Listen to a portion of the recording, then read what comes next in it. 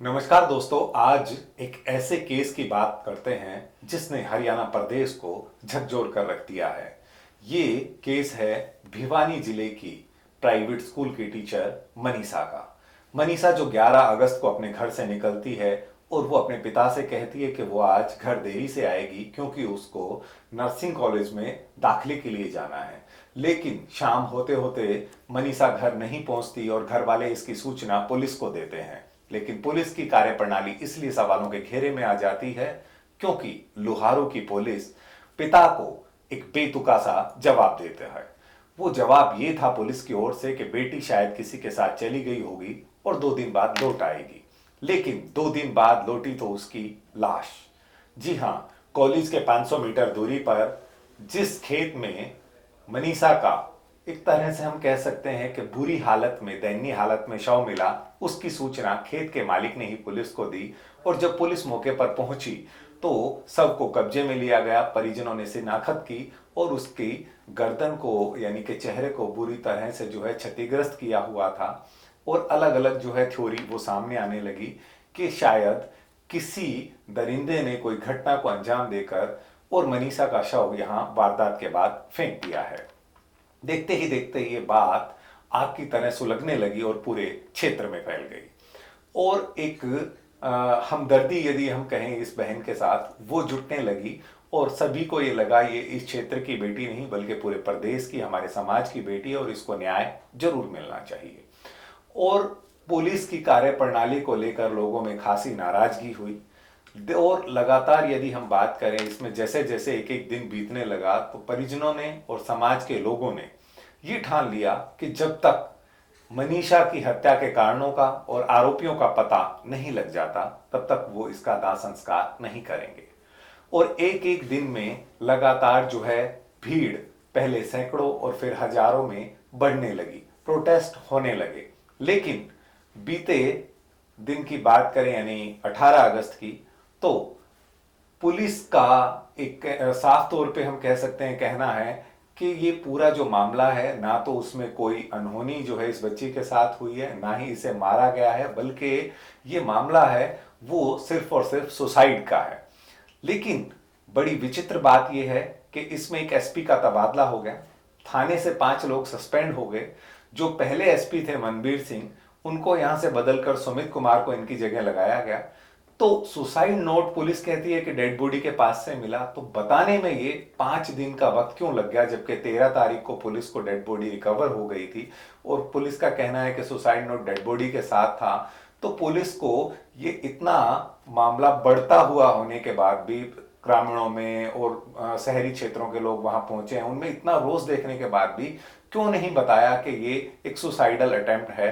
क्योंकि अब पुलिस की जो थ्योरी सामने आई है उसमें यह कहना है कि मनीषा ने जिस निजी स्कूल में वो पढ़ाती थी उससे कुछ ही दूरी पर, 100-200 मीटर की दूरी पर देविंदर बीज भंडार से जो है वो एक पॉइजन यानी कि कीटनाशक हम कह सकते हैं, वो जो है एक लिक्विड लिया था। उसने वो लिक्विड फॉर्म को जो है वो इनहेल कर कर यानी कि पीकर जो है वो आत्महत्या कर ली। और ये सुसाइड नोट की जो हेड राइटिंग है वो भी मैच होने के बाद भिवानी पुलिस की तरफ से कही गई है।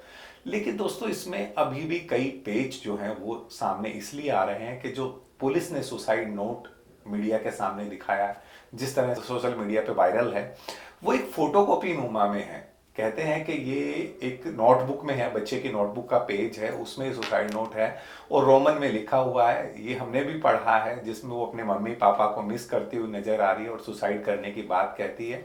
लेकिन ओरिजिनल कॉपी जो है वो कहाँ है, पुलिस के पास है नहीं है, उसकी कोई सटीक जानकारी अभी तक नहीं आई है। देर रात तक ये बात सामने आ गई थी कि मनीषा और उसके न्याय दिलाने के लिए जो उसके परिजन हैं, मनीषा तो हालांकि इस दुनिया में नहीं रही, उन्होंने एक कमेटी का गठन पंचायत ने किया था और वो कमेटी ने ये फैसला लिया कि वो प्रशासन से मुलाकात करेगी। और उसके बाद देर रात तक ये बात सामने आई कि कमेटी और परिजन इस बात पे राजी हो गए हैं कि अब बेटी का दाह संस्कार कर देना चाहिए और पुलिस की जो थ्योरी है वो सही है। लेकिन अब सुबह की बात करें तो एक नई बात सामने आ गई।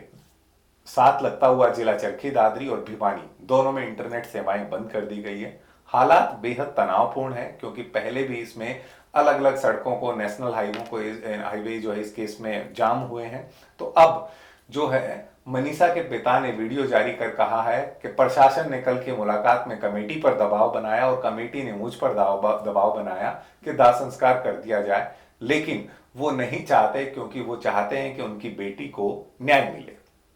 ये बात बिल्कुल ठीक है कि ना केवल पिता बल्कि पूरा समाज चाहता है कि उस बेटी को न्याय मिले और जो सच्चाई है वो सामने आए, और किस तरह की ये घटना थी, ये कोई अनहोनी थी या सुसाइड था, पुलिस जो है वो बिल्कुल सामने आकर और बेबाकी से अपनी बात रखे, और जो स्पष्टता है वो सब एक हर प्रदेश का एक आदमी जानना चाहता है, क्योंकि सरकार की, पुलिस की कार्यप्रणाली पर लगातार जो है पूरे प्रदेश में सवाल उठ रहे हैं। तो ऐसे में पुलिस दबी जबान से क्यों बात कर रही है, जबकि एक एसपी का तबादला भी हो चुका है। 5 दिन बाद ये सुसाइड नोट सामने आना, फोटोकॉपी के नजरिए में ये सुसाइड नोट सामने आना, और ये बात का कहना पुलिस का देर रात के भी अब ये जो है मामला वो परिजनों की संतुष्टि जो है हो गई है और अब इसका क्रिमिनेशन किया जाएगा। यदि सब कुछ ठीक ठाक था तो अब भिवानी के धरना स्थल पर पहुंचने वाले रास्ते क्यों बंद कर दिए गए और क्यों इंटरनेट सेवाएं जो हैं वो बंद कर दी गई हैं।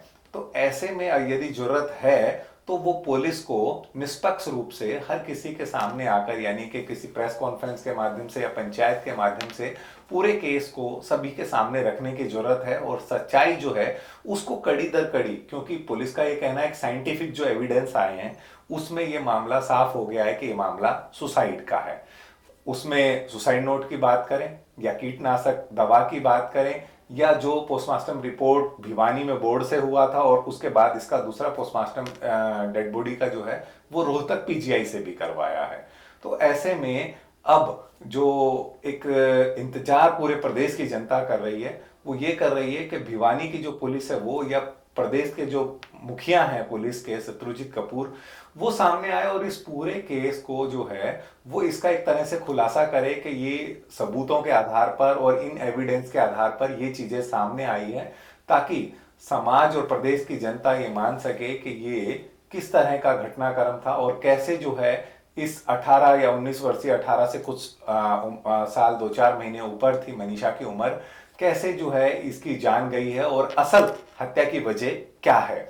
तो फिलहाल जो है इस केस की जो तमाम अपडेट हैं वो पल पल हम आपके पास पहुंचाते रहेंगे और मनीषा के केस की हर कड़ी को आपके सामने रखते रहेंगे। बहरहाल आप हमें इजाजत दीजिए, और हमारी ये रिपोर्ट आपको अच्छी लगी हो तो इसके लिए आप हमारे चैनल को सब्सक्राइब करना और न्यूज़ को लाइक करना ना भूलें।